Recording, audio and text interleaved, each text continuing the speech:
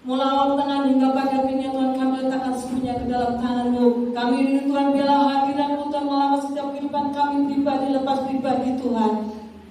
Terima kasih Tuhan, terima kasih. Kami mulai Tuhan ibadah pagi hari ini hanya di dalam nama Tuhan Kristus yang siap selamat bersama dengan saya katakan amin.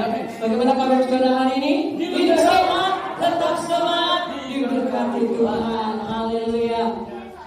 Mari kita bersuka cita pagi hari ini. Haleluya.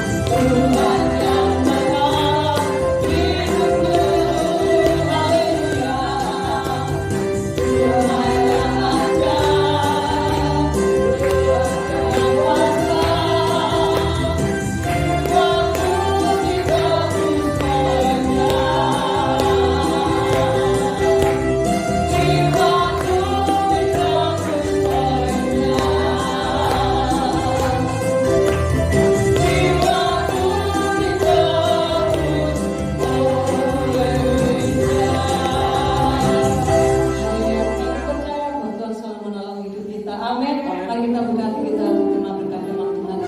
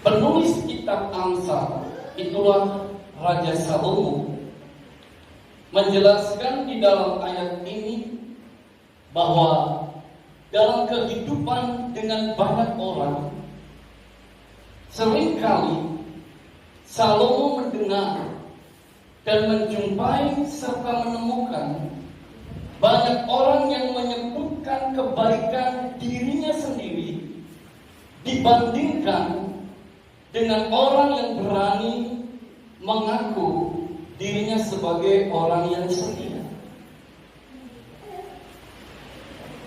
Apa yang terjadi di zaman Raja Salomo ini ternyata terus berlangsung sampai sekarang ini, Bapak Ibu. Buktinya kalau kita ingin menemukan orang yang setia di zaman akhir ini atau di zaman sekarang ini, itu tidaklah mudah. Atau bisa saya katakan itu tidak gampang cari orang yang setia. Oleh sebab itu, Bapak Ibu yang kasih dalam Tuhan, apa yang dikatakan Salomo itu bukanlah hanya sekedar tulisan, tapi itu betul dilihat oleh Salomo. Tetapi sebaliknya, kalau kita mau menemukan orang yang menyebutkan kebaikan dirinya sendiri, maka banyak orang yang mengakuinya.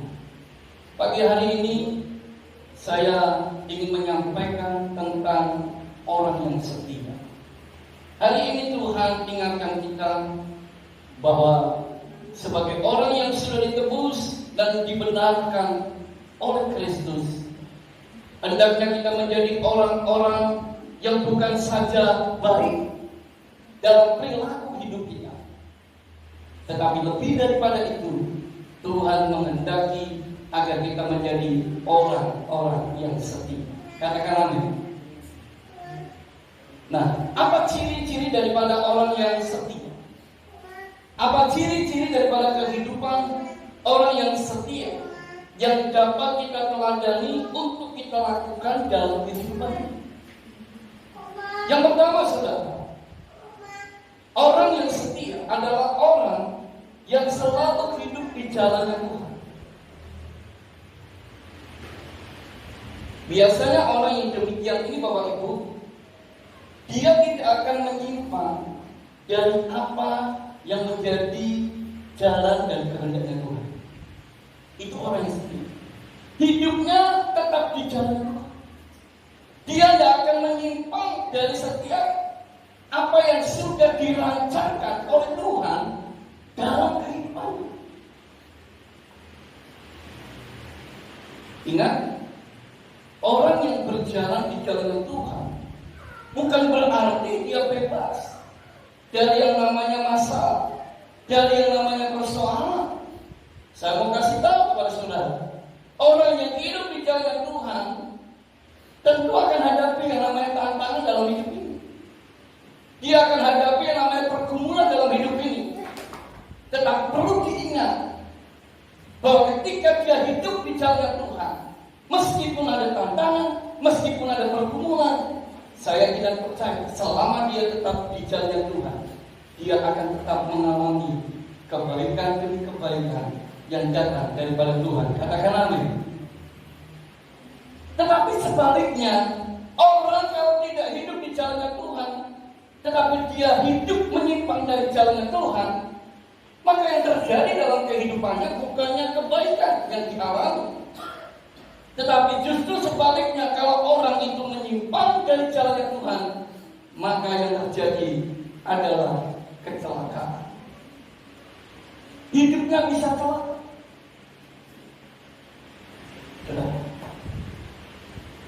Kalau kita melihat bagaimana Tuhan menyuruh seorang yang bernama Yunus untuk pergi ke satu tempat yang bernama Niniwe. Saudara, ketika Yunus disuruh Tuhan pergi ke Niniwe, ternyata dalam perjalanan yang menuju ke sana, Yunus menyimpang dari apa yang sudah dirancangkan Tuhan untuk dia pergi ke Niniwe.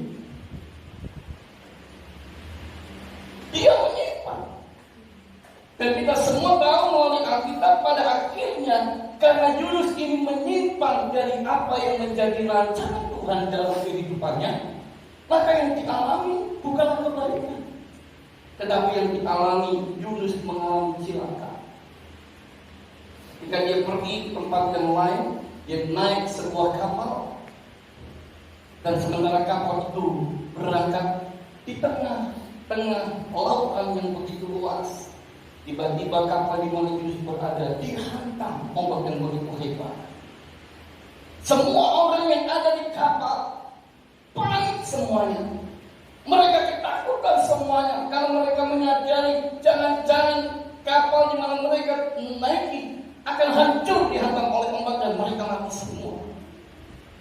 Tetapi saudara, ternyata ketika orang-orang melemparkan semua barang-barang dalam kapal, tidak membuat ombak itu berhenti. Ombak itu terus menghantam perahu kapal mereka. Dan singkat cerita, akhirnya ditemukan bahwa Yunus hanya tenang saja. Lalu dibuatlah undi, dan ketika diundi ternyata kedapatlah Yunus. Dan saat Yunus dilemparkan ke laut, Alkitab katakan, maka ada ikan yang besar yang menelan akan Yunus. Kapal yang tadinya diombang-ambingkan oleh badai yang begitu hebat, akhirnya bisa berjalan dengan baik. Bapak Ibu yang dikasihi oleh Tuhan, orang kalau menyimpang dari jalannya Tuhan, hidupnya tidak akan pernah alami kebaikan daripada Tuhan. Perhatikan, hidupnya akan terus mengalami celaka dan celaka. Dan kalau dia seorang pemimpin, saya katakan kalau dia seorang pemimpin, baik itu di gereja, baik di rumah tangga, kalau hidup pemimpin itu menyimpang dari jalan Tuhan, maka yang celaka bukan hanya dia sebagai pemimpin, tapi orang-orang di dalamnya pun bisa celaka. Karena itu betapa pentingnya kita menjadi orang yang setia, yang tidak akan menyimpang dari jalan Tuhan. Karena kalau kita sampai menyimpang, akibatnya sungguh sangat fatal. Bukan hanya bagi diri kita, tapi juga bagi orang-orang yang ada di dalam kehidupan kita. Bapak Ibu yang dikasihi oleh Tuhan, sekali lagi saya mau mengatakan, bukan berarti kalau kita hidup di jalannya Tuhan, lalu kita bebas dari yang namanya pergumulan. No, tetap pergumulan ada, tantangan ada. Tetapi bedanya, kalau kita tetap hidup di jalannya Tuhan, maka kebaikan demi kebaikan Tuhan akan selalu menyertai dalam setiap hidup kita. Katakan amin. Ingat, di tengah situasi apapun yang terjadi dalam hidup kita, firman Tuhan berkata bahwa Allah itu turut campur tangan di dalamnya. Alkitab katakan dalam Roma 8 ayat 28, kita tahu sekarang bahwa Allah turut bekerja di dalam segala sesuatu untuk mendatangkan kebaikan bagi setiap orang yang mengasihi Dia, yaitu yang terpanggil sesuai dengan rencana Allah. Katakan amin.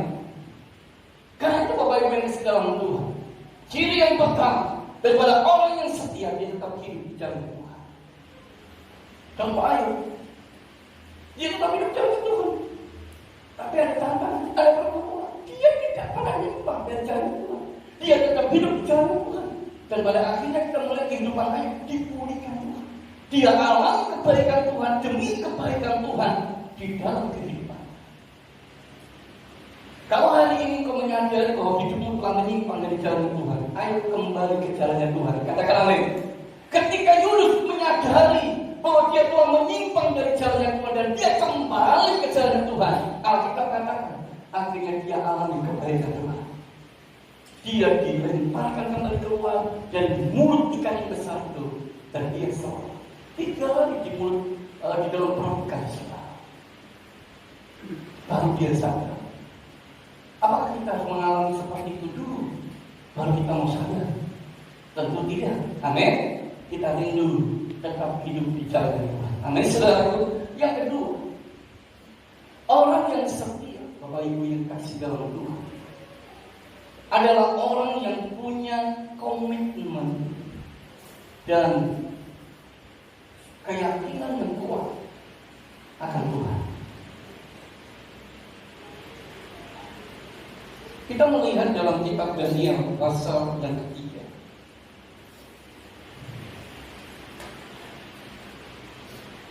Daniel pasalnya yang ketiga, ayat yang ke-16, tentang Sadrak, Mesak dan Abednego. Dikatakan demikian, lalu Sadrak, Mesak dan Abednego menjawab Raja Nebukadnezar, tidak ada gunanya kami memberi jawab kepada tuanku dalam hal ini. Jika Allah kami yang kami puja sanggup melepaskan kami, maka ia akan melepaskan kami dari perapian yang menyala-nyala itu dan dari dalam tanganmu ya Raja. Tapi seandainya tidak, hendaklah tuanku mengetahui ya Raja, bahwa kami tidak akan memuja dewa tuanku dan tidak akan menyembah patung emas yang tuanku dirikan itu. Bapak Ibu yang dikasihi oleh Tuhan, yang kedua, orang yang setia adalah orang yang punya komitmen, yang punya keyakinan yang kuat. Seperti apa yang dikatakan oleh Sadrak, Mesak dan Abednego. Meskipun kita tahu bahwa apa yang dialami oleh Sadrak, Mesak, Abednego itu bukan perkara yang mudah. Tantangan pergumulan yang dihadapi oleh Sadrak, Mesak dan Abednego adalah tantangan tentang hidup dan mati. Pergumulan hidup kita belum sampai di situ.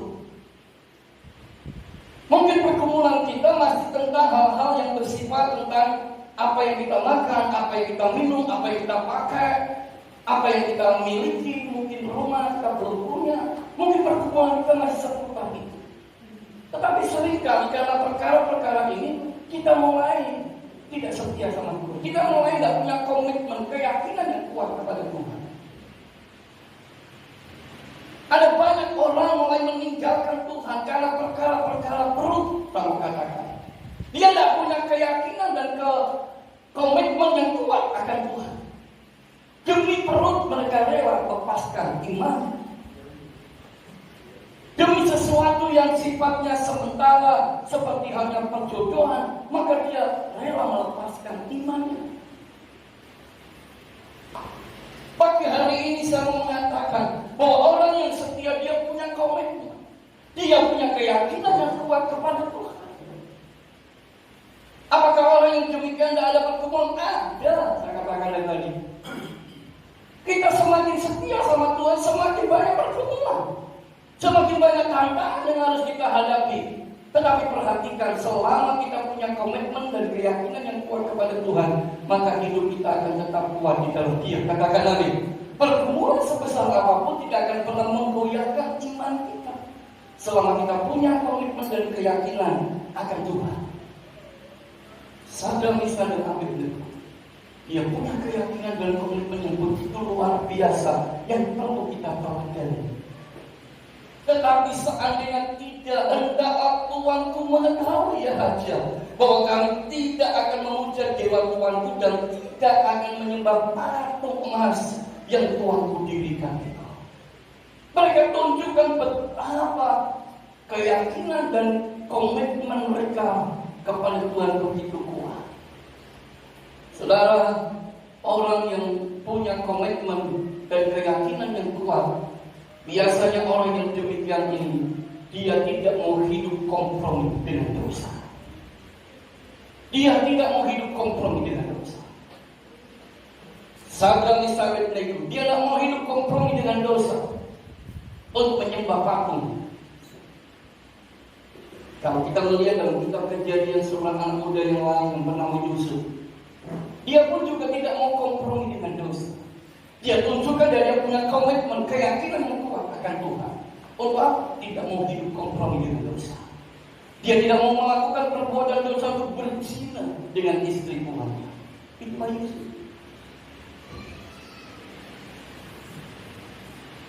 Bapak Ibu yang dikasihi oleh Tuhan, orang yang punya komitmen yang kuat kepada Tuhan, ia akan selalu hidup memegang akan kebenaran Tuhan, dan setiap apa yang diputuskannya selalu mendahulukan Tuhan lebih dari segalanya.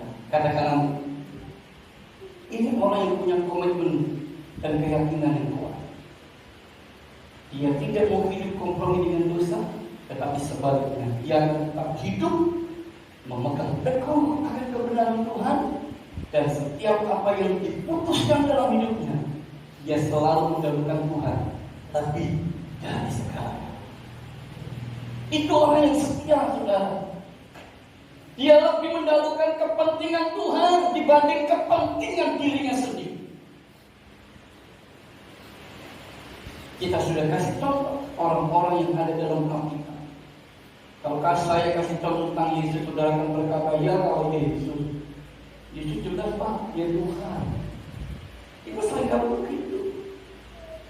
Yesus pun juga melakukan hal yang sama ketika dia ada di taman Getsemani untuk menghadapi perkebunan yang berat, calon penderitaan yang harus dia tanggung. Yesus berkata, bukan kehendakku, tapi biarlah kehendakmu yang terjadi. Itu artinya apa? Artinya Yesus lebih mendahulukan kehendak Bapaknya daripada dirinya sendiri. Orang yang setia itu adalah orang yang punya komitmen dan keyakinan yang kuat. Dan orang yang punya keyakinan dan komitmen yang kuat kepada Tuhan, dia akan mendahulukan Tuhan lebih dari segalanya. Apapun yang dia kerjakan, prioritas yang pertama adalah Tuhan. Itu orang yang setia. Bukan prioritasnya adalah dirinya sendiri.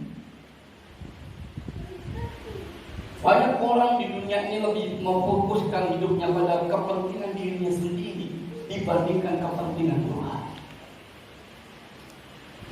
Kenapa?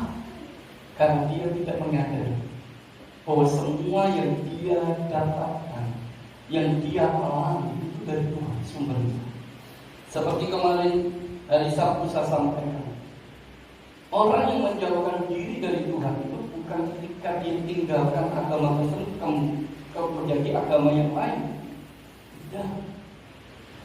Tapi saat saudara tidak menyadari bahwa semua yang kau miliki sumbernya dari Tuhan, engkau menyombongkan diri, maka itu sama halnya kau sudah menjauhkan diri dari Tuhan.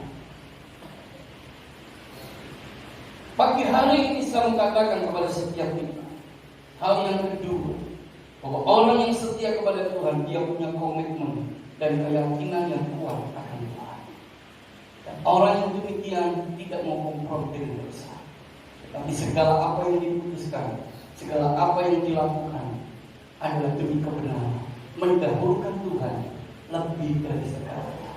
Yang ketiga, orang yang setia kepada Tuhan, saudaraku, adalah orang yang dapat dipercaya. Katakan amin. Orang yang setia adalah orang yang dapat dipercaya. Kalau kita melihat perjalanan kehidupan Yusuf, kita membaca dalam kitab Kejadian pasalnya yang ke-39 ayat yang pertama sampai yang ke-5. Maka di sana kita akan menemukan bagaimana Potifar itu memberi kepercayaan kepada siapa? Kepada Yusuf. Dalam segala urusan rumah, dalam segala urusan usaha pekerjaan daripada Potifar, semua yang ada di rumah, kecuali di tempat pekerjaannya Potifar sebagai pejabat, itu tidak. Hanya yang urusan rumah dan semua yang dimiliki oleh Potifar di rumah, semua dipercayakan kepada seorang yang bernama Yusuf. Itu artinya Yusuf adalah seorang yang dapat percaya.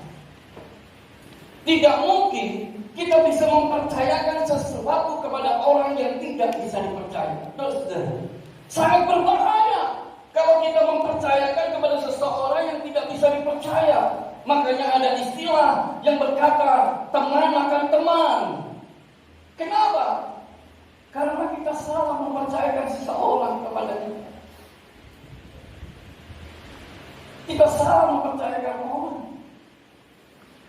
Pagi hari ini Tuhan ingatkan kepada saya dan saudara betapa pentingnya kita menjadi orang yang setia. Dan orang yang setia ternyata adalah orang yang bisa dipercaya. Yusuf dipercaya di tempat di mana Potifar tinggal. Tetapi tidak sampai di situ.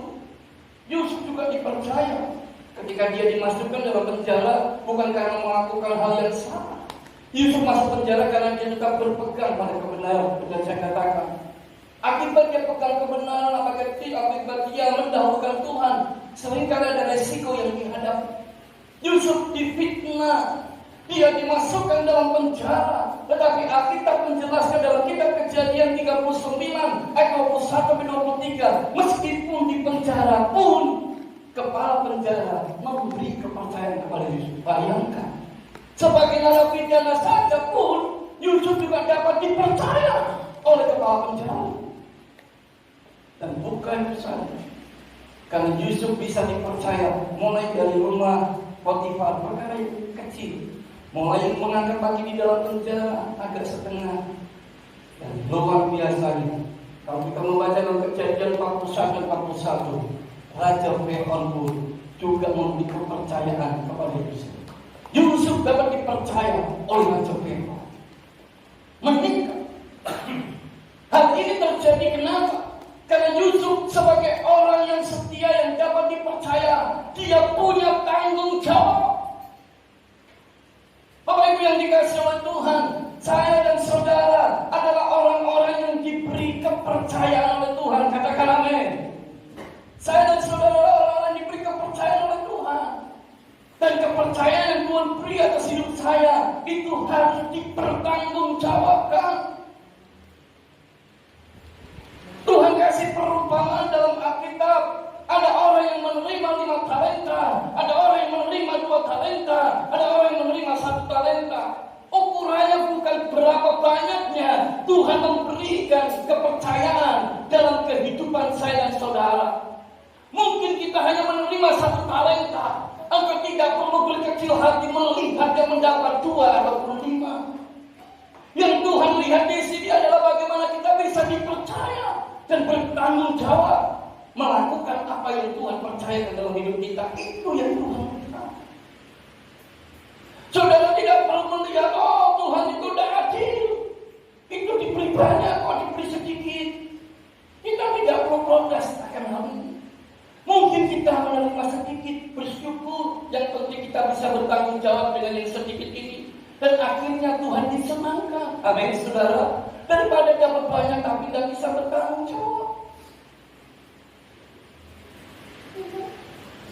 Sebagai orang tua di rumah pun kita pun juga melihat bagaimana anak-anak yang Tuhan percayakan dalam hidup kita. Pasti kita akan memberikan kepercayaan kepada anak-anak kita. Dan setiap anak-anak yang diberi kepercayaan tentu satu dengan yang lain tidak sama. Kenapa? Karena seorang bapak yang baik tahu betul kapasitas daripada setiap anak-anaknya. Amin saudara. Demikian juga ya Tuhan dengan kehidupan saya dan saudara. Dia tahu kapasitas kita masing-masing. Kalau kita diberi lebih kita bisa celaka. Tuhan tidak mau dipercaya dalam hidup kita. Tuhan tahu yang terbaik buat setiap saya dan saudara.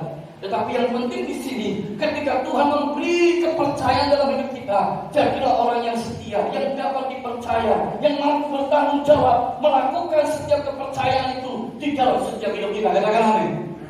Saudaraku yang dikasih oleh Tuhan, kepercayaan itu mahal harganya. Kamu katakan, tidak dapat diukur dengan uang. Karena tidak mudah seseorang mendapatkan kepercayaan dari orang lain. Kalau sudah sadari, tidak mudah orang memberi kepercayaan kepada orang lain. Kenapa? Karena tadi statement orang mengatakan teman akan teman itu kadang-kadang mempengaruhi juga. Kalau kamu memberi kepercayaan, takutnya orang itu nanti kalau lebih baik daripada saya, dia bisa menggeser saya. Pikiran-pikiran itu kadang-kadang muncul dalam benak-benak kita. Apalagi kalau kita di tengah kerumunan banyak orang, kita memberi kepercayaan dan orang lainnya berbalik menyukai orang itu, kita menjadi was-was, khawatir, jangan-jangan saya ditinggalkan oleh berapa banyak yang sudah mengikuti saya. Bapak Ibu yang dikasihi oleh Tuhan, saya mau katakan, selama engkau bisa dipercaya, engkau tidak perlu takut, engkau tidak perlu khawatir. Saya yakin kalau engkau bisa dipercaya, bertanggung jawab dengan berapapun orang yang Tuhan percayakan dalam hidupmu. Mungkin dalam keluarga, saya kembali dalam keluarga, hanya engkau dipercayakan dengan 3 anak. Hanya mungkin engkau dipercayakan 5 anak seperti saya. Mungkin yang dipercayakan 1 anak, mungkin dipercayakan 2 anak, atau sudah lebih daripada daripada itu, saya mau katakan, belajarlah untuk dapat dipercaya. Bertanggung jawab pada diri mereka. Bertanggung jawab di sini bukan saja memberikan mereka secara materi makan yang baik, pendidikan yang baik. Bukan hanya itu saja. Lebih daripada itu, kalau di rumah sebagai pemimpin dalam keluarga, maka kita dituntut bukan hanya memberikan pendidikan yang baik, bukan memberikan makan yang baik, tapi dalam bidang rohani pun kita juga memberikan yang terbaik. Katakan amin. Ini yang Tuhan inginkan dalam hidup saya dan saudara sebagai orang yang setia, dapat dipercaya dan bertanggung jawab dengan segala kepercayaan yang Tuhan beri dalam hidup kita. Saudaraku yang dikasihi oleh Tuhan, mengapa tidak mudah seseorang memberi kepercayaan kepada orang lain? Sebab kepercayaan itu hanya akan diberikan kepada orang-orang yang memang benar-benar punya kualitas yang teruji. Katakan amin. Saya yakin dan percaya Bapak Ibu kalau punya usaha, Bapak Ibu akan memberikan kepercayaan kepada karyawan yang betul-betul teruji kualitasnya. Tidak sekedar dia baik, tidak sekedar dia terkenal, tidak sekedar dia orang yang dibawa oleh teman kita, tidak. Tapi betul-betul dia teruji kualitasnya. Maka pada orang yang demikian yang akan diberi kepercayaan. Kita pun juga harus menyadari Tuhan akan memberi kepercayaan yang lebih kepada setiap orang yang betul-betul teruji kualitasnya. Karena itu mari jadilah orang-orang yang setia yang dapat dipercaya, baik dalam perkara yang kecil maupun dalam perkara yang besar. Katakan amin. Karena ketika kita bisa melakukan hal ini, maka ketika Tuhan datang, Dia akan memanggil kita sebagai hamba yang baik, hamba yang setia, yang layak untuk menikmati kebahagiaan bersama dengan Dia. Yang terakhir, yang keempat, orang yang setia adalah orang yang mampu mempertahankan imannya sampai akhir hidupnya. Itu orang yang setia. Dia mampu mempertahankan imannya sampai akhir hidupnya. Di dalam Alkitab ada contoh seorang yang bernama Stefanus. Kalau kita membaca dalam Kisah Para Rasul 7 ayat yang ke-59 sampai ayat yang ke-60, bisa dikatakan demikian. Sedang mereka melemparinya, Stefanus berdoa. Katanya, ya Tuhan Yesus, terimalah rohku. Sambil berlutut ia berseru dengan suara nyaring, Tuhan, janganlah tangguhkan dosa ini kepada mereka. Dan dengan perkataan itu meninggallah ia. Bapak Ibu yang dikasihi oleh Tuhan, Stefanus adalah contoh seorang yang setia. Dia mampu tetap mempertahankan imannya sampai akhir hidupnya. Kalau Stefanus sebagai manusia biasa, dia mampu mempertahankan imannya sampai akhir hidupnya, maka saya tidak percaya, saya dan saudara pun pasti bisa. Katakan amin. Pasti bisa. Stefanus bisa karena dia menyadari ada roh Tuhan yang memampukan kita. Ingat, seseorang bisa mempertahankan imannya itu karena di dalam hidupnya ada Roh Kudus. Roh Allah inilah yang memampukan dia untuk dia tetap bisa mempertahankan imannya sampai akhir hidup. Tantangan mungkin kita di Indonesia belum sebanding dengan di negara-negara yang lain. Tetapi berapa banyak orang tidak bisa mempertahankan iman sampai akhir. Hanya perkara-perkara jasmani yang ada dalam kehidupan. Berapa banyak orang tidak bisa mempertahankan imannya demi sesuatu yang sifatnya sementara. Pagi hari ini Tuhan ingatkan kepada saya dan saudara, jadilah orang yang setia, yang tetap terus mampu mempertahankan iman sampai akhir hidup saya dan saudara. Alkitab katakan dalam Wahyu 2 ayat 10 bagian B, hendaklah engkau setia sampai mati, dan aku akan mengaruniakan mahkota kehidupan. Ada janji bagi orang yang setia kepada Tuhan. Ada janji bagi orang yang tetap bertahan, mempertahankan imannya sampai akhir kehidupannya. Itulah mahkota yang Tuhan akan sediakan bagi kehidupannya. Pagi hari ini Bapak Ibu yang dikasih oleh Tuhan, melalui kebenaran firman Tuhan ini kita kembali diingatkan kalau Tuhan Yesus sudah setia atas hidup saya dan saudara. Dia telah memberikan nyawanya bagi saya dan saudara. Maka kita sebagai orang-orang yang sudah ditebus dan dibenarkan oleh darahnya, mari jadilah orang-orang yang setia kepada Tuhan. Amin saudara. Setia kepada Tuhan dalam segala hal. Dalam segala hal. Dan 4 hal yang sudah disampaikan, biarlah itu menjadi perenungan buat kita, menjadi introspeksi buat diri kita. Sudahkah kita menjadi orang yang setia kepada Tuhan atau belum? Kalau kita menyadari dari keempat hal ini ada satu yang belum kita kerjakan, mari datanglah kepada Tuhan, mintalah kemampuan daripada Tuhan, maka Dia akan menolong engkau sehingga memampukan engkau menjadi orang-orang yang setia kepada Tuhan.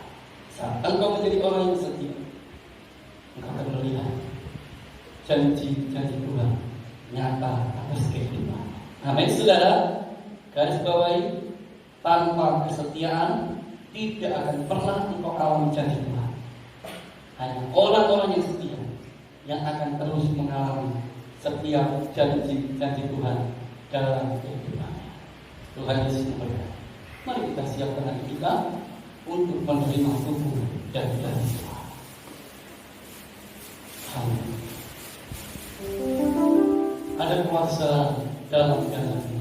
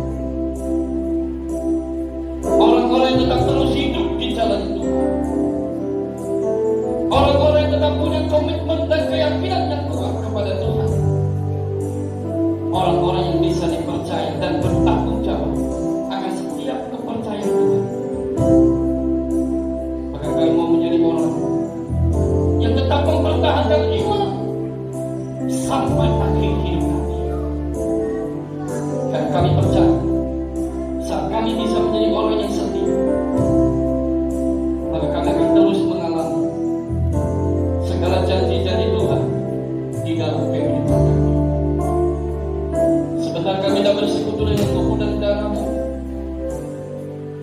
Sebelum kami mengambil bagian di dalam persekutuan dengan tubuh dan darah-Mu, ampuni segala kesalahan, dosa yang kami perbuat di hadapan-Mu. Sucikan dan kuduskan kehidupan kami, supaya ketika kami mengambil bagian dalam persekutuan dengan tubuh dan darah-Mu, maka berkat Allah itu mengalir di dalam setiap hidup kami. Dan kami berdoa roti dan anggur ini di dalam nama Yesus. Yang sakit terima kesembuhan, yang lemah dengan kekuatan yang taat daripada Tuhan, yang susah dihiburkan dan yang berkekurangan dicukupkan dan diberkati Tuhan. Dan kami mohonkan berkat Allah turun atas roti dan anggur ini di dalam nama Tuhan Yesus Kristus. Kami sudah berdoa. Haleluya. Amin. Silakan duduk Bapak Ibu. Kita ingat pujian ini. Ada kuasa di dalam doa.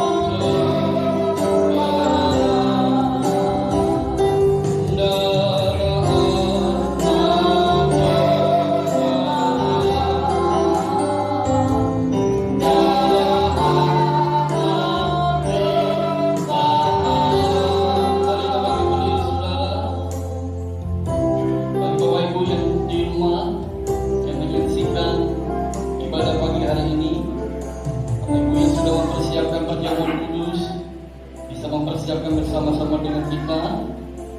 Satu, dengarkan perkataan firman Tuhan.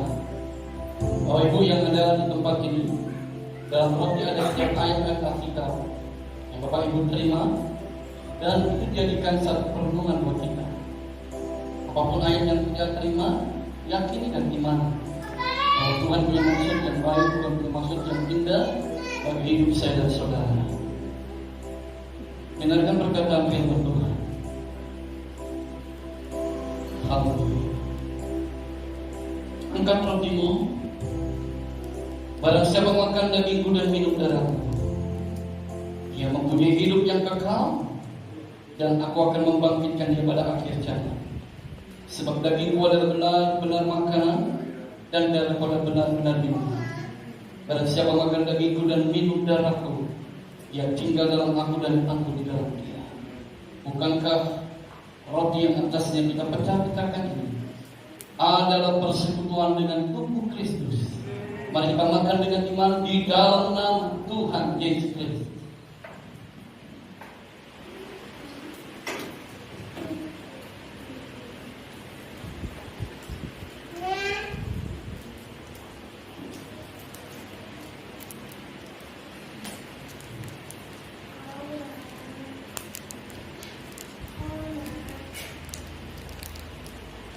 Terima kasih Tuhan buat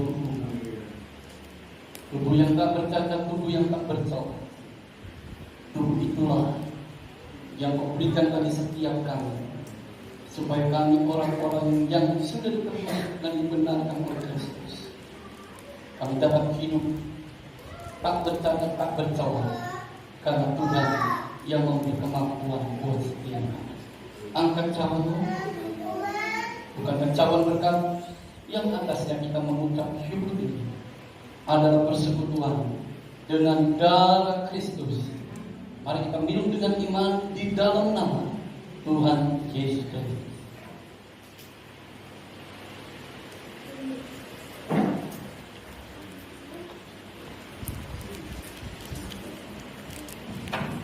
Terima kasih Tuhan buat darah-Mu darah perjanjian baru,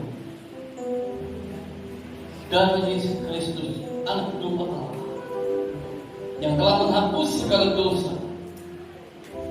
Dan oleh karena darah Yesus, hidup kami telah dibebaskan dari setiap ikatan-ikatan dosa. Oleh karena darah Yesus Kristus, tidak ada lagi kutuk dalam kehidupan kami.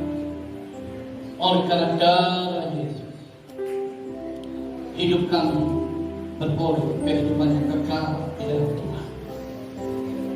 Pagi hari ini, setiap kami yang sudah mengambil persekutuan dengan tubuh dan darah-Mu, kami adalah orang-orang yang mau tetap tinggal dalam Engkau dan mengizinkan Engkau tinggal dalam hidup kami. Engkau menyatu dengan hidup kami, sehingga kemanapun kami pergi, kami menjadi orang-orang yang selalu hidup dalam penyertaan. Terima kasih Tuhan.